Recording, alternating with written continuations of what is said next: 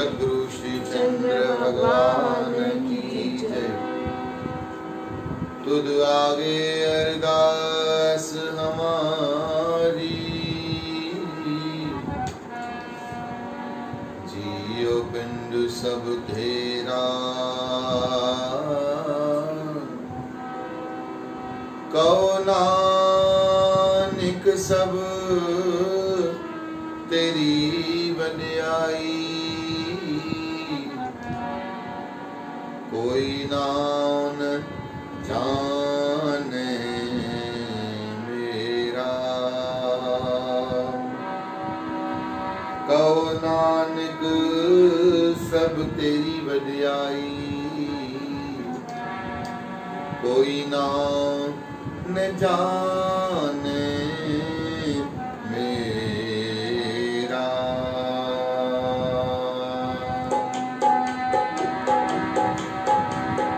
वाहे गुरु वाहे गुरु वाहे गुरु श्री वाहे गुरु जो वाहे गुरु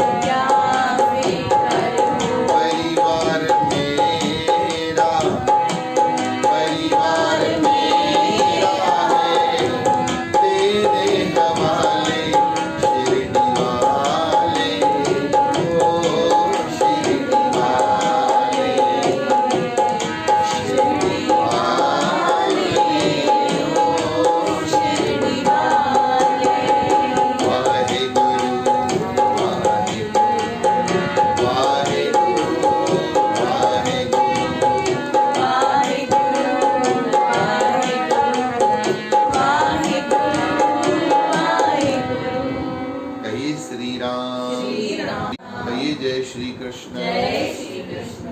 गुरु की परम सौभाग्यशाली प्यारी सार संगत प्यार से बोलो सत्यनाम सत्यनाम।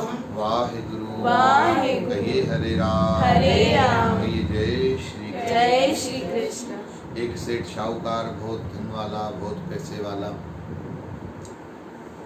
पर पैसे वाला होने के बावजूद भी हर किसी की लालच खत्म होती है।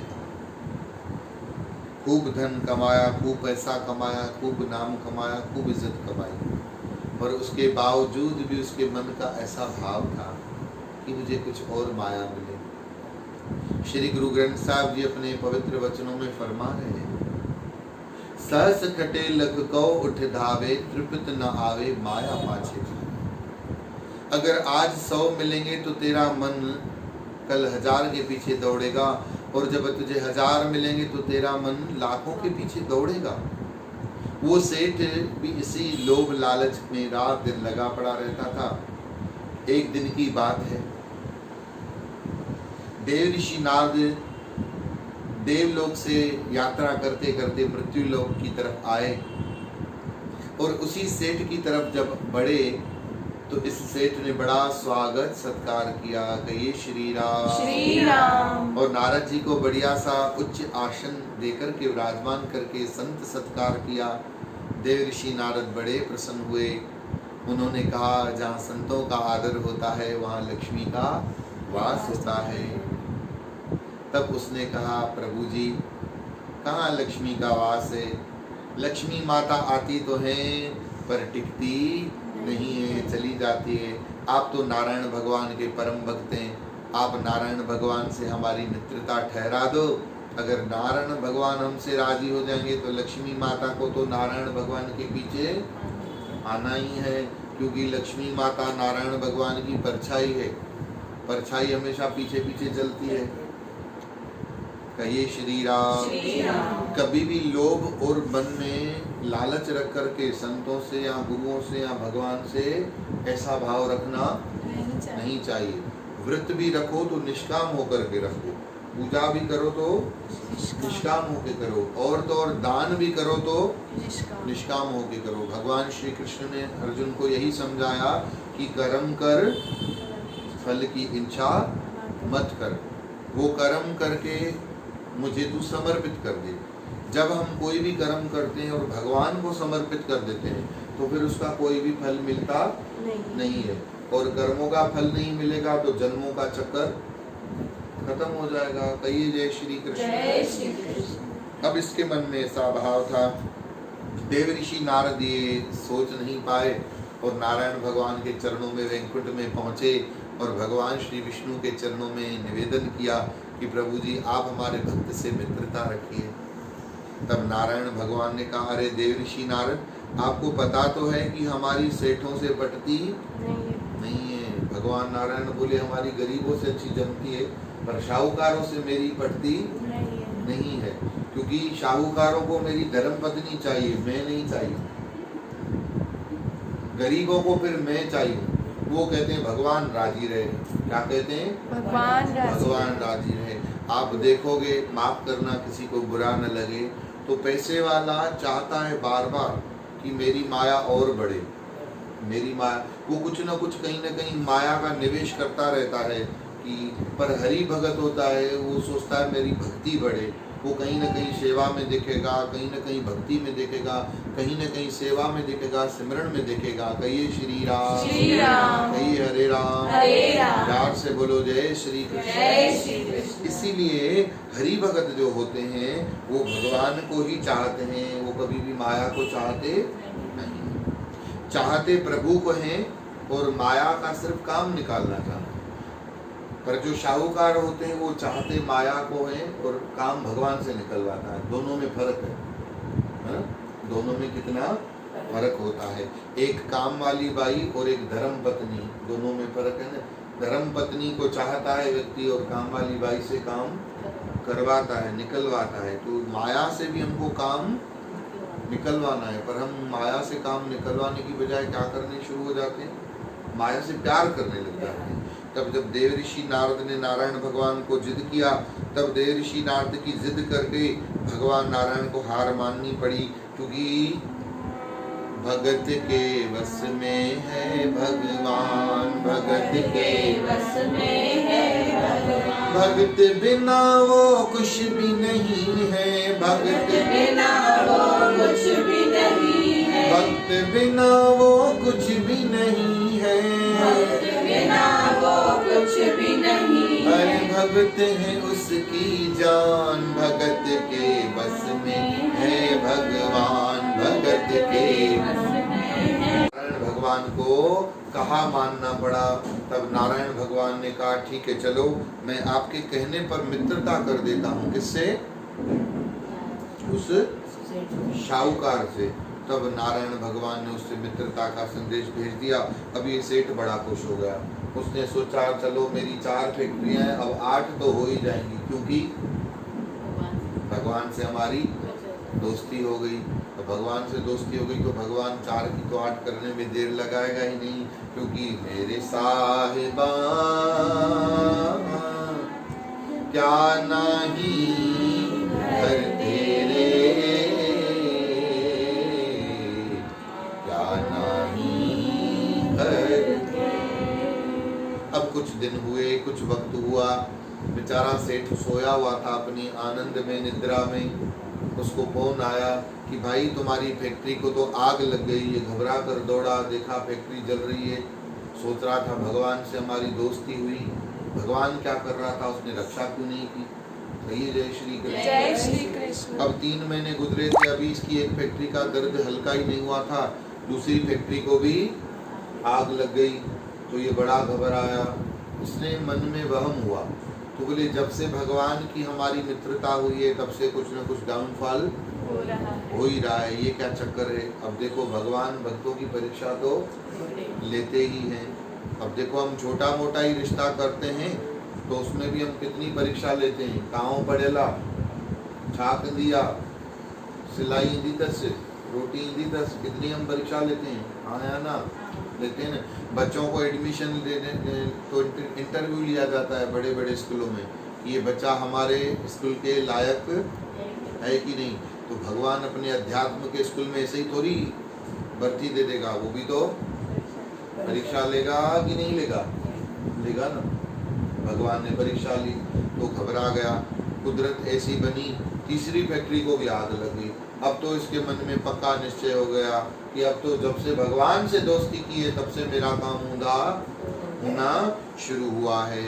अब कुदरती ऐसा हुआ, भगवान नारद भी घूमते घूमते सियागंज पहुंच गए। सियागंज पहुंचे तो सेठ ने बोला इधर आओ इधर आओ। तो बोले क्या हुआ प्रभु जी। तो बोले जब से भगवान से हमारी मित्रता हुई है तब से हमारी फैक्ट्रियों को आग लग रही है, आप भगवान से पूछो ये क्या हो रहा है।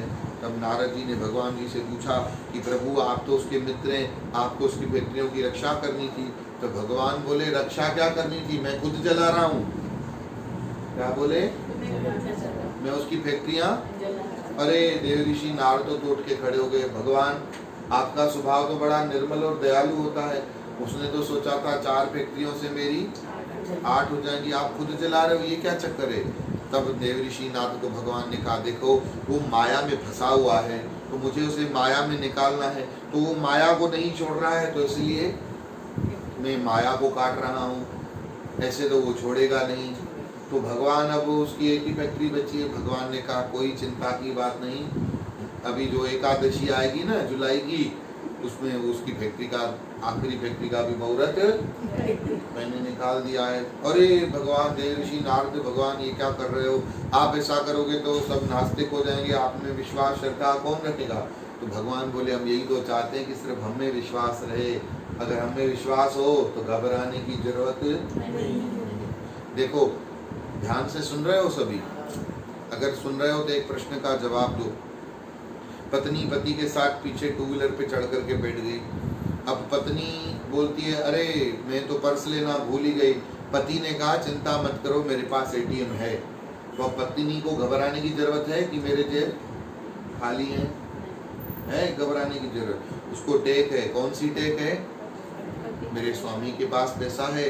तो जिस भगत को ये विश्वास है कि मेरे प्रभु बैठे हैं तो वो कभी भी अपने खाली जेब देखकर भी घबराएगा नहीं खाली बैंक बैलेंस देखकर भी घबराएगा नहीं। क्योंकि उसे विश्वास है वैसे भी सृष्टि को प्रभु ही चला रहा है। मैं तो छोटे से घर को चला रहा हूँ, सारी सृष्टि को तो प्रभु ही चला रहा है। ये हमारा भ्रम है कि कौन चला रहा है, हम चला रहे हैं या कोई और चला रहा है। हकीकत बात तो ये है, करे कराए आपे आप मानुख दे किच नाही हाल। और जब ये विश्वास हो जाएगा तो फिर घबराने की तो कहीं से कहीं तक कोई गुंजाइश ही नहीं है। तो नारद को आके सेठ जी ने बोला, सेठ जी ने नारद को बोला कि फैक्ट्रियां भगवान ने ही जलाई है। तो वो तो सेठ तो बिल्कुल ऊंधा खड़ा हो गया, सिर नीचे पाँव पर। बोले ये क्या, हमने तो ऐसा सोचा था भगवान हमारा ऐसा करेगा, कि तो ऐसा हो रहा है। तो भगवान चाहते कि वो अपना आपको बुरा करना चाहते हैं तो फैक्ट्रियाँ जला के। तो बोले हाँ वो तो आपको बुरा गला करके ही छोड़ेंगे। तो बोले हमको ऐसी दोस्ती हो रहे, वो सोन देखो कन्या चिन्ह मुझे चाहिए ही नहीं। तो बोले ठीक है, भगवान को बोलता हूँ मैं। भगवान से कहा कि भगवान वो आपसे वापस काटा करना चाहता है। भगवान बोले अब हम एक बार किसी का हाथ पकड़ लेते हैं तो छोड़ते हैं। तो बोले ये तो बड़ी मुसीबत पैदा हो गई। तो अब वो एक फैक्ट्री, तो बोले बस आए एकादशी, अरे प्रभु ऐसा मत करो। तो बोले अब हम तो ऐसे ही, आपको तो हमारे स्वभाव का पता है। देव ऋषि ने आकर कहा सेठ जी को कि आपकी अगली फैक्ट्री एकादशी को वो भी खत्म होने वाली है। तो बोले ऐसा कैसा भगवान करते हैं। भगवान को बोलो कोई मांडवली कर ले, कोई शर्त लगा ले, कुछ वापस लेने के लिए, जो बोले मैं करने के लिए तैयार हूँ। अब बेचारा देव ऋषि नारद फंस गया। बोले माँ चंगो विच में ची कहिए हरे राम, कहिए जय श्री कृष्ण। जय श्री कृष्ण। गुरु की प्यारी साथ संगत, बड़ी मुसीबत हो गई। देव ऋषि नारद बेचारे नारायण भगवान को बोले कि प्रभु जैसा बोलो वो करने के लिए तारे। बोले वो सेठ है, करेगा ही नहीं। तो बोले फिर भी बताओ तो सही।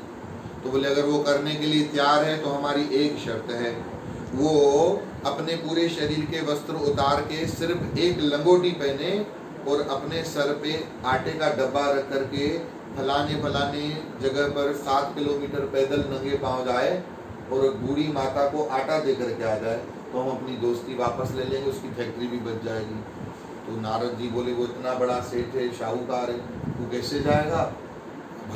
भगवान माने नहीं। बोले अगर ये शर्त मंजूर हो तो वाह, नहीं तो हम फैक्ट्री भी खत्म कर देंगे, कुछ भी नहीं बचेगा। नारद जी ने आके सेठ को कहा। सेठ तो खुश हो गया, बोले हमको मंजूर। तो बोले अरे ऐसा कैसा मंजूर, आप इतने बड़े शाहूकार हो, सेठ हो, ऐसे नंगे हो करके सिर्फ लंगोटी पहन के कैसे जाओगे। तो बोले अगर ऐसा आज नहीं किया तो भगवान लंगोटी भी छोड़ेगा नहीं। इसलिए अच्छा क्या है कि हम आटे का डब्बा दे आए। धर्म पत्नी को बोला आटे जो जिस तरह जो दबो तैयार कर। वो जल्दी से डब्बा तैयार हो गया, सर पर रख कर जाने लगा। अपना मुंह छुपा के, नाम वाला था, पैसे वाला था, शर्म आ रही थी। बुढ़िया का दरवाजा खटखटाया। बुढ़िया ने, गरीब ने दरवाजा खोला झोपड़ी पट्टी से। तो बोली बोलो सेठ जी। तो बोले हम आपके लिए आटा लाए। तो बोले सेठ जी एक मिनट रुको। अपने बेटे को आवाज लगाया कि बेटा देखो हमारे घर में कुछ है क्या। तो बेटा ने कहा माता जी आज रात के लिए तो खाने के लिए आटा है पर कल के लिए नहीं है। तो बोली माता जी सेठ को कि सेठ जी आप ही आटा वापस ले जाओ, आज रात को हमारे पास खाने के लिए है। तो सेठ जी हंसने लगा। तो बोले अरे आज रात को है ना, कल सुबह के लिए तो नहीं है, ये कल सुबह काम आ जाएगा। तो उस गरीब ने कहा कि हमें भगवान पर इतना भरोसा है, जिसने आज रात का बंदोबस्त किया है वो कल का भी बंदोबस्त करेगा। सेठ जी उसी वक्त गिर गया, आंखों से आंसू आ गए। तब गरीब ने कहा, बुढ़िया ने, सेठ जी आप क्यों रो रहे हो। तब सेठ ने रो करके कहा मैं समझ गया कि भगवान मुझे यही समझाना चाहता था कि तेरी 3 फैक्ट्री जल गई, अब चौथी के लिए मैं इतना घबरा रहा हूँ। अगर मेरी चौथी फैक्ट्री भी खत्म हो जाए तो मेरे पास इतने पैसे हैं, मेरी 7 पीढ़ी आराम से बैठ करके खा सकती है, और मैं इतना घबरा रहा हूँ। तुम्हारे पास कल सुबह के लिए आटा नहीं है और तुम्हें इतना भगवान पर भरोसा है, और मेरे पास तो इतना है फिर भी मैं रो रहा हूँ, मुझसे बड़ी भूल हुई। और ये सोच करके वो आगे बढ़ा और सारे रास्ते लंगोटी पहन करके आटे का डब्बा सर पे रखते गाता जा रहा था, क्या मन ना करे सोच विचार प्रभु